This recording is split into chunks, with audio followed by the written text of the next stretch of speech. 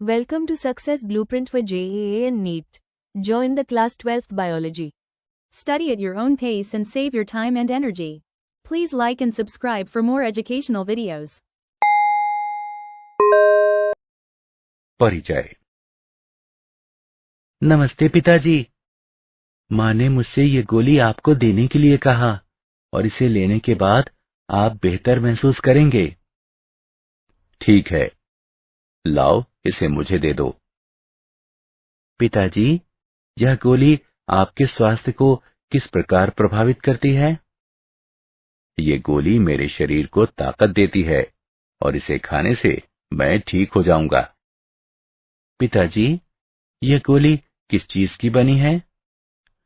रोहित, ये संपूरक गोलियां हैं और इस गोली में लैक्टिक बैक्टीरिया यानी जीवाणु का प्रयोग किया गया है जो मेरे शरीर को ताकत देता है। पिताजी, बैक्टीरिया क्या है?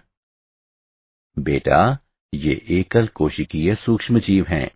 वे हर जगह मौजूद हैं, जैसे कि हमारे भोजन में और वायु में आदि। वाह, ये तो काफी रोचक है पिताजी।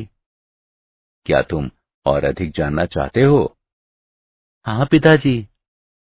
इस पाठ में आप जानेंगे कि सूक्ष्म जीव मानव जीवन में किस प्रकार सहायक हैं। उद्देश्य।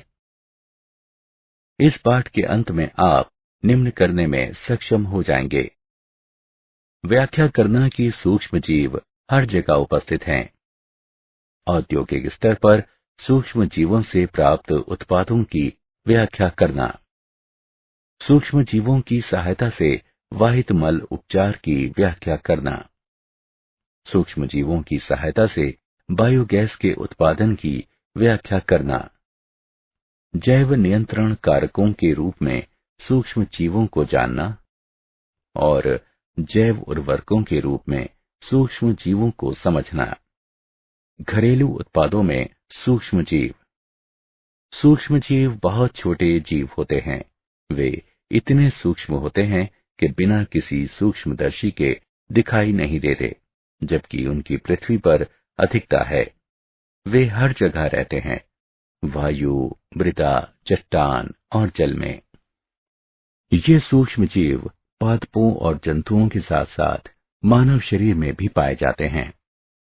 कुछ सूक्ष्म जीव मानवों, पादपों और जंतुओं में रोग फैलाते हैं, जबकि कुछ अन्य एक स्वस्थ जीवन के लिए आवश्यक हैं और हम उनके बिना जीवित नहीं रह सकते। अधिकांश सूक्ष्म जीव 4 प्रमुख समूहों में से किसी न किसी एक से संबंधित होते हैं: जीवाणु, विषाणु, कवक या प्रोटोजोआ। कई ऐसे भोज्य पदार्थ हैं जिन्हें सूक्ष्म जीवों द्वारा बनाया जाता है। उदाहरण के लिए, खट्टी गोभी का उत्पादन कटी हुई गोभी के भीतर ल्यूकोनोस्टॉक और लैक्टोबैसिलस स्पीशीज द्वारा किया जाता है। अचार बनाने के लिए खीरों को इन्हीं सूक्ष्म जीवों द्वारा किण्वित किया जाता है। औद्योगिक उत्पादों में सूक्ष्म जीव। उद्योगों में सूक्ष्म जीवों का उपयोग पेयों, प्रतिजैविकों और अन्य उत्पादों का उत्पादन करने में होता है। औद्योगिक पैमाने पर हमें बहुत अधिक संख्या में सूक्ष्म जीवों की जरूरत होती है, इसलिए उन्हें बड़े पात्रों में पैदा किया जाता है, जिन्हें फर्मेंटर या किण्वक कहते हैं। किण्वित पेय। यीस्ट, स्कैरोमाइसीज, सेरेबेसी सभी अल्कोहलीय पेयों के लिए आवश्यक हैं। ये एक जीवित चीज है।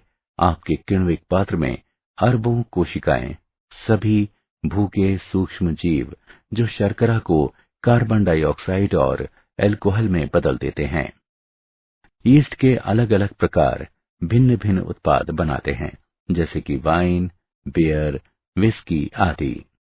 प्रतिजैविक यानी एंटीबायोटिक। पहले प्रतिजैविक पेनिसिलिन की खोज अलेक्जेंडर फ्लेमिंग ने की थी।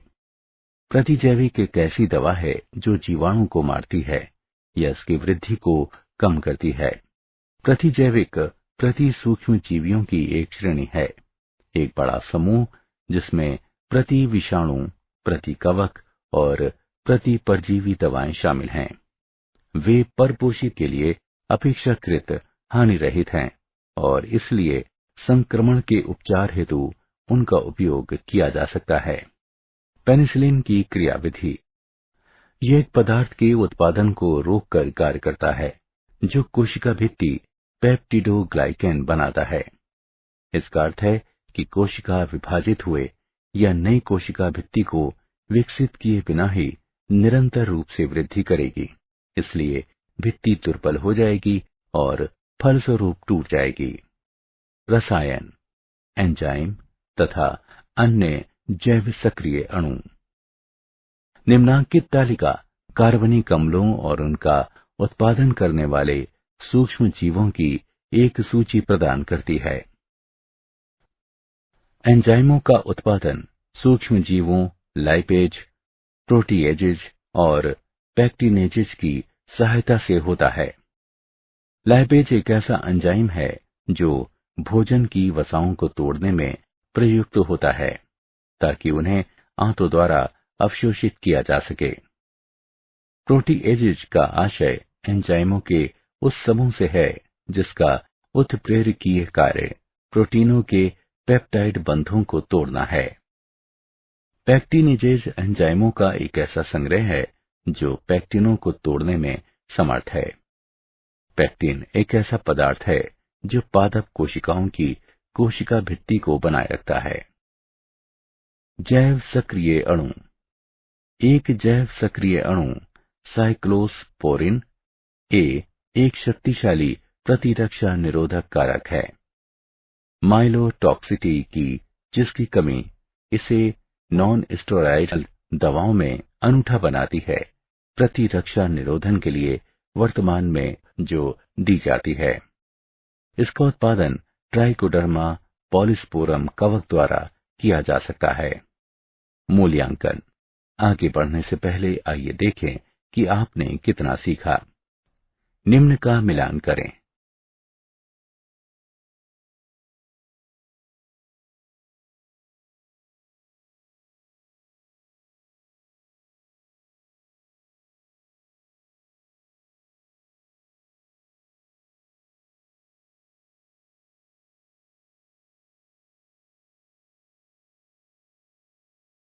वाहित मल उपचार में सूक्ष्म जीव। नगरीय व्यर्थ जल को वाहित मल कहते हैं, जिसमें बड़ी मात्रा में कार्बनिक द्रव्य तथा सूक्ष्म जीव होते हैं, जिनमें से कई रोगजनक होते हैं और कुछ परपोषित होते हैं। प्रदूषण के बोझ को कम करने के लिए वाहित मल को जलाशयों में विसर्जित करने से पहले इसका वाहित मल उपचार संयंत्रों में उपचार किया जाता है। उपचार में निम्न 2 चरण शामिल हैं। प्राथमिक उपचार। प्राथमिक वाहित मल के उपचार में व्यर्थ जल को मोटी रेत, कंकड़ों, कार्बनिक और अकार्बनिक अपशिष्टों, वसीय पदार्थों आदि की अशुद्धियों से मुक्त किया जाता है। नगरीय व्यर्थ जल में बड़ी बड़ी वस्तुएं होती हैं, जैसे फटे पुराने कपड़े, डिब्बे, टिन आदि, जिन्हें स्क्रीन द्वारा हटा दिया जाता है। यह आवश्यक है क्योंकि इन वस्तुओं की उपस्थिति में संयंत्र के संवेदनशील भागों को नुकसान पहुंच सकता है। स्क्रीन के बाद एक ग्रिड चैम्बर होता है, जिसका उपयोग रेत तथा अन्य भारी अकार्बनिकों को अलग करने के लिए किया जाता है। इस प्रकार ग्रिड चैम्बर में इकट्ठा की गई सामग्री को निपटान के लिए एकत्र कर उसे थैलों में भर दिया जाता है। कुछ संयंत्र अपसादन चरण का उपयोग करते हैं, जिसमें वाहित मल को बड़े बड़े टैंकों से गुजारा जाता है, जिन्हें प्राथमिक विशुद्धक या प्राथमिक अपसादन टैंक कहते हैं।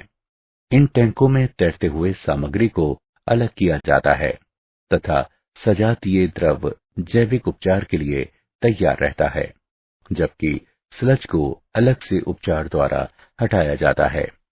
इसके बाद प्राथमिक अपसादन टैंकों से प्राप्त बहिस्राव को द्वितीयक उपचार के लिए ले जाया जाता है।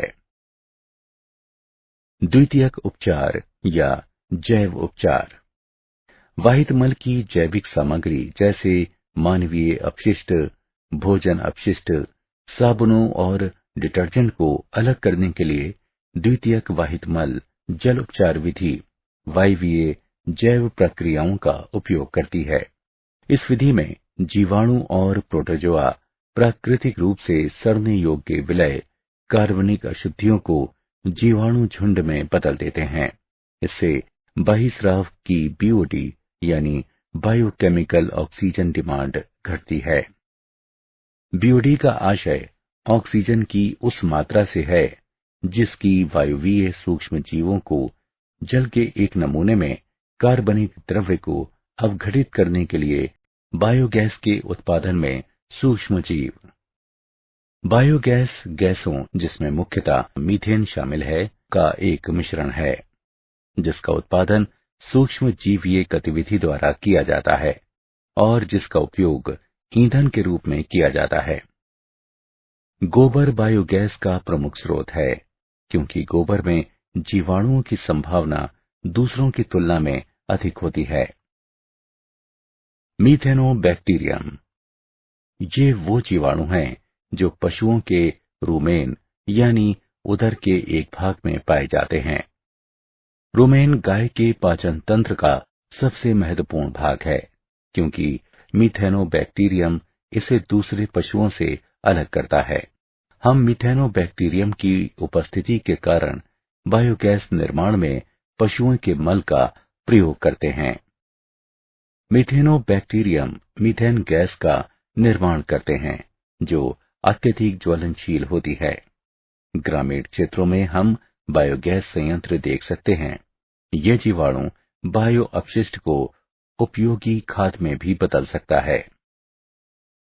बायोगैस संयंत्र, बायोगैस संयंत्र एक ईंट और सीमेंट की अवसंरचना होती है जिसमें निम्न 5 भाग होते हैं: मिश्रण टैंक, निवेश कक्ष, डाइजेस्टर, निर्गत कक्ष और ओवरफ्लो टैंक। क्रियाविधि: जैव द्रव्य के विविध रूपों को जल की बराबर मात्रा के साथ मिश्रण टैंक में मिलाया जाता है। ये कर्दम का निर्माण करता है।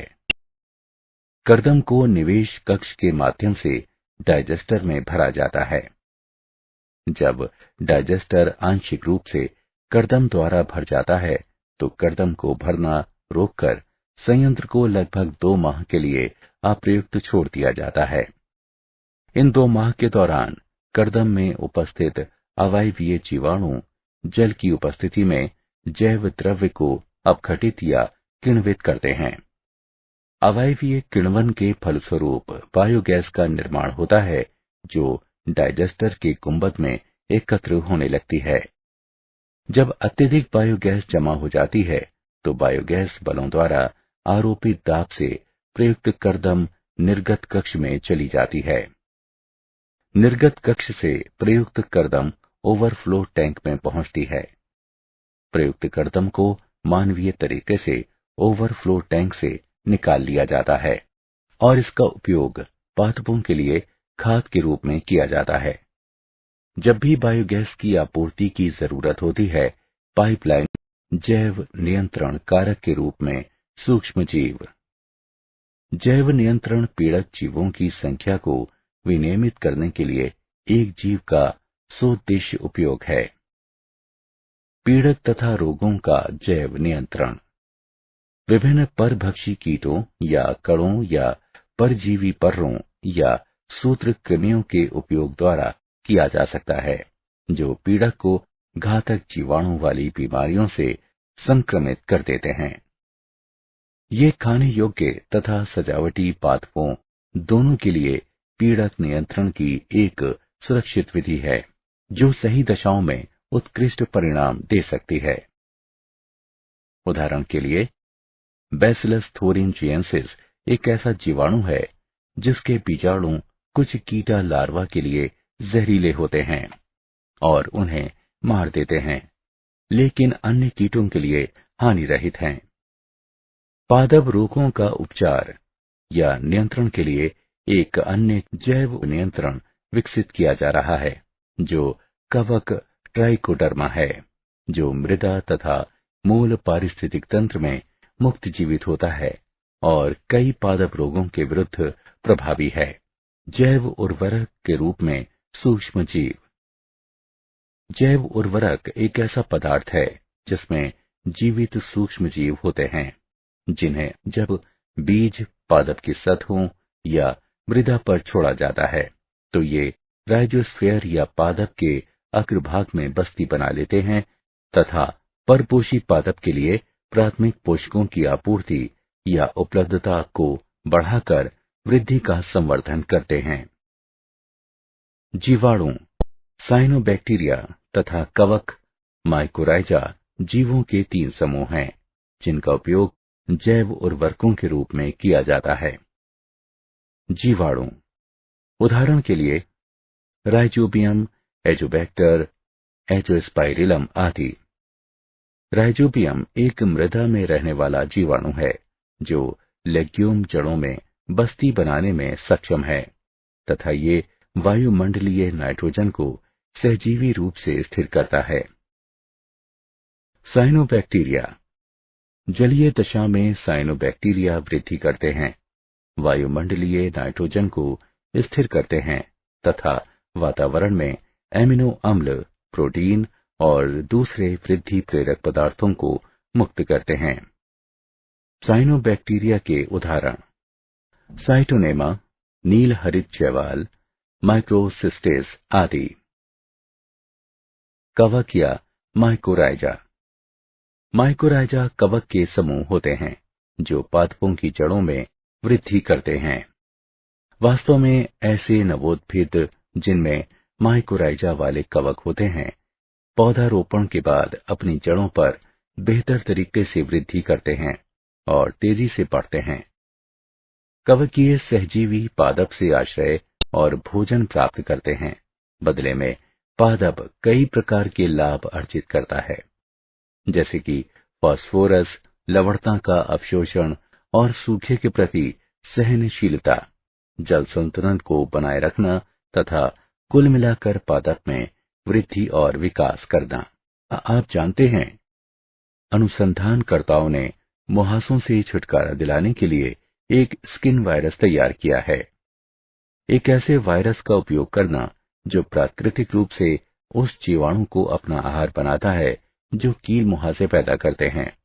एक ऐसा टूल प्रदान करना है जो मुहासे के शारीरिक और मानसिक भय से निजात दिलाता है। सारांश, आइए हमने जो कुछ सीखा है उसे संक्षेप में दोहराएं। सूक्ष्म जीव बहुत ही छोटे जीव होते हैं। वे इतने सूक्ष्म जीव होते हैं कि बिना किसी सूक्ष्मदर्शी के दिखाई नहीं देते, जबकि उनकी पृथ्वी पर अधिकता है। वे हर जगह रहते हैं, वायु, मृदा, चट्टान और जल में। अधिकांश सूक्ष्म जीव 4 प्रमुख समूहों में से किसी न किसी एक से संबंधित होते हैं: जीवाणु, विषाणु, कवक या प्रोटोजोआ।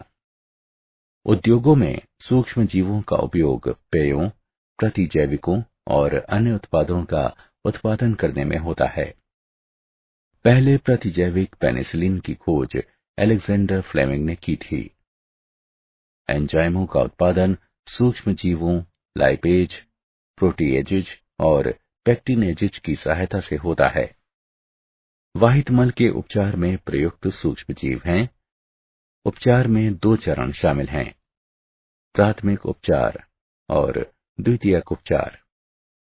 बायोगैस गैसों का एक मिश्रण है जिसमें मुख्यतः मीथेन शामिल होती है, जिसका उत्पादन सूक्ष्म जीवीय गतिविधि द्वारा किया जाता है और जिसका उपयोग ईंधन के रूप में किया जा सकता है।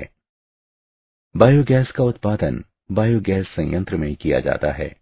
बायोगैस संयंत्र ईंट और सीमेंट की अवसंरचना होती है।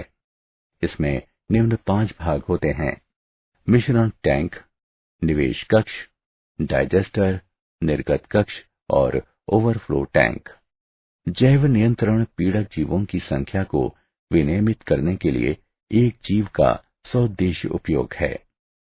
जैव उर्वरक एक ऐसा पदार्थ है जिसमें जीवित सूक्ष्म जीव होते हैं, जिन्हें जब बीज पादप की सतहों या मृदा पर छोड़ा जाता है तो ये राइजोस्फीयर या पादप के अग्रभाग में बस्ती बना लेते हैं तथा परपोषी पादप के लिए प्राथमिक पोषकों की आपूर्ति या उपलब्धता को बढ़ाकर वृद्धि का संवर्धन करते हैं।